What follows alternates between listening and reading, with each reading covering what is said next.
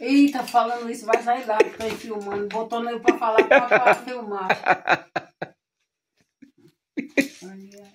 Eita, meu Deus. Vai, grande, mandar pra eu tirar foto pra tu. Você foi isso, moça? Uns fãs desses eu não quero nem de manhã até meio-dia. Que amigo é esse, né, grande? É amigo da onça. Uns fãs desses, imagina, eu não quero nem de manhã até meio-dia. Mas na hora que ele tava cantando lá, por que você não deu apoio a ele? Pra quê? Hã? Pra quê? O cantor vive de elogio, Arlene. Pra igreja ninguém quer ir. Agora você chama pra igreja ninguém quer.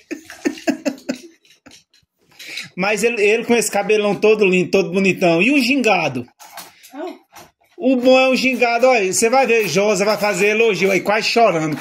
Porque Josa, quando vê o gingado do cantor, eu tenho certeza, Josa vai chorar.